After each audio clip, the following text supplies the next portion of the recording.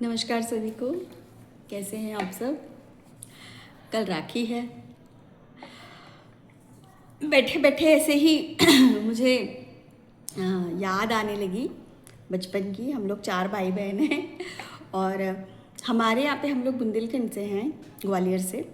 मतलब mummy papa सब वहीं से हैं, बट अराउंड 75 में वो लोग शिफ्ट हो गए थे भोपाल।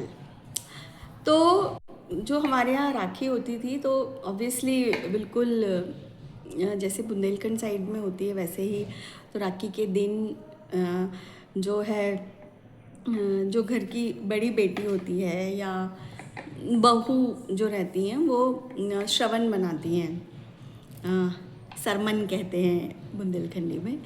तो वो श्रवण बनाती हैं और ऐसे बनाती हैं कि जैसे वो अपने मम्मी पापा को टोकरी में डलिया में वो लेकर जा रहे हैं, वो वाला वो बनाती हैं। और उसके बाद सबसे पहले उनको राखी जो है डोरा राखी हम बांधते हैं।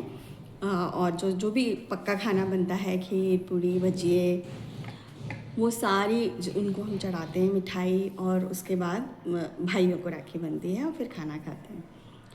तो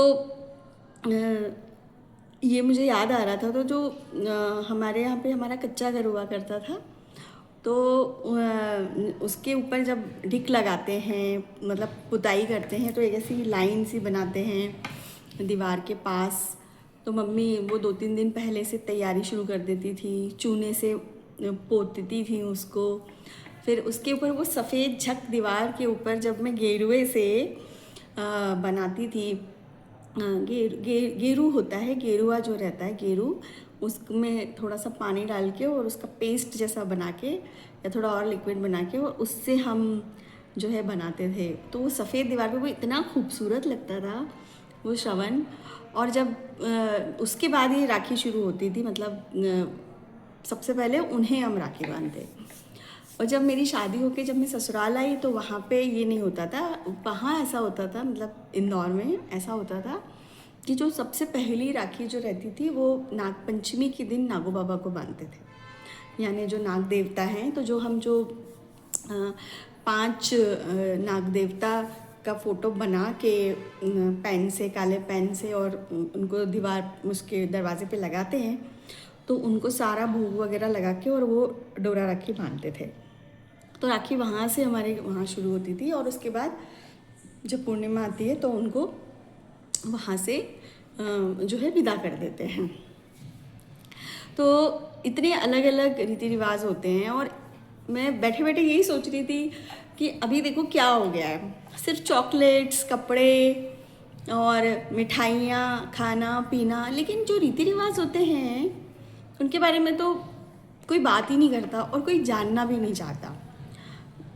पूछना चाहिए लोगों को कि हम ऐसा क्यों करते हैं, क्यों हम अगर ये कोई चीज़ फॉलो कर रहे हैं तो उसका रीज़न क्या है।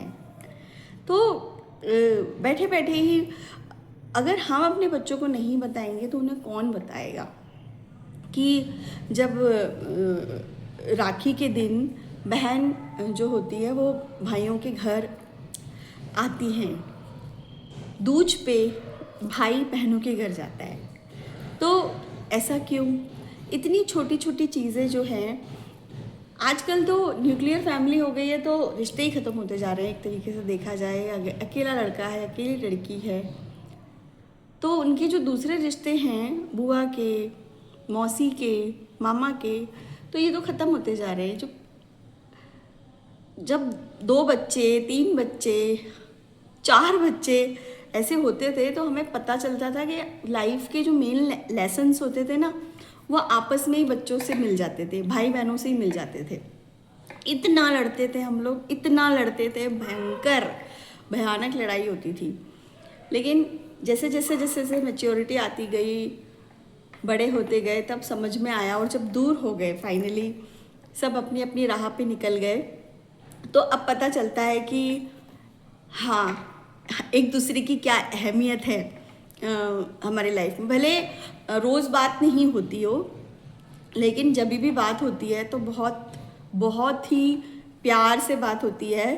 बहुत अच्छे से बात होती है, भले चाहे वो टॉन्टिंग वे में ही हो, मजाक में ही हो, लेकिन बात होती है और मन में एक सद्भावना रहती है कि okay, my siblings are there to help me out, to talk to me, to I can share anything with them. ये सबके साथ होना चाहिए, ये ब्लेसिंग सबको मिलनी चाहिए। तो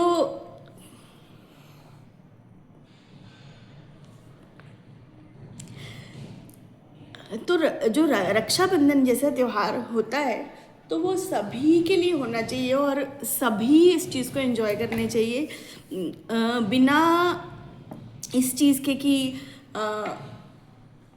सिर्फ उसको एक आप एक फॉर्मेलिटी बना दें। सॉरी, कि सिर्फ आप उसको एक फॉर्मेलिटी बना दें, ये नहीं करना चाहिए। हाँ, अपने बच्चों को ये ज़रूर बताना चाहिए कि उस चीज़ का क्या इम्पोर्टेंस है, और जब वो इम्पोर्टेंस बच्चों को पता चलेगा धीरे धीरे, चाहे आपके सिंगल बच्चा ही क्यों ना हो। अब जैसे मैं एक ही बेटी है मेरी, लेकिन मैं तो भी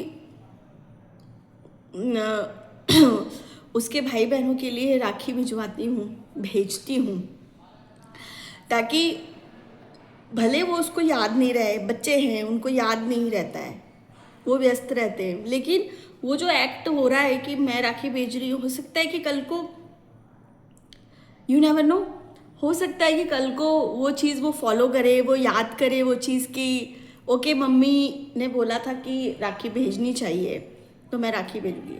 अगर आगे कैसे क्या रहता है वो, लेकिन जो है बीइंग अ पेरेंट, मैं अपना पार्ट अदा कर रही हूँ कि यस शी शुड नो कि राखी का क्या मतलब होता है।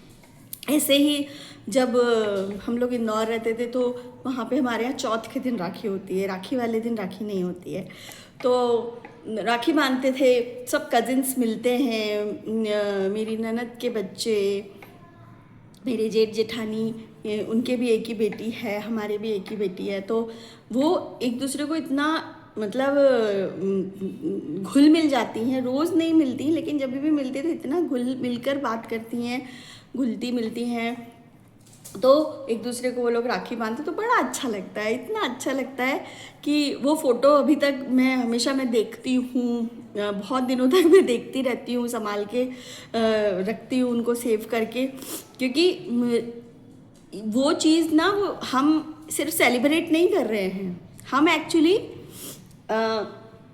मेमोरीज भी बना रहे हैं, प्लस हम ऐसी जड़ें बना रहे हैं बच्चों की जो आगे जाके उनको काम देंगी, वो आगे जाके एटलीस्ट क्या नाम से इन रिश्तों की वैल्यू करेंगे। तो मुझे ऐसा लगता है बीइंग अ पेरेंट थोड़ी हमारी जिम्मेदारी बनती है कि हम छोटे छोटे ये जो चीज़ें हैं इनके बारे में बच्चों को बताते चलें, ना कि बस उनके लिए शॉपिंग करके कपड़े उनको दिलवा दिए, मिठाई दिलवा दी, गिफ्ट्स दिलवा दिए। ये नहीं, ये ऐसा क्यों कर रहे हैं ये भी बताएं। Thank you so much.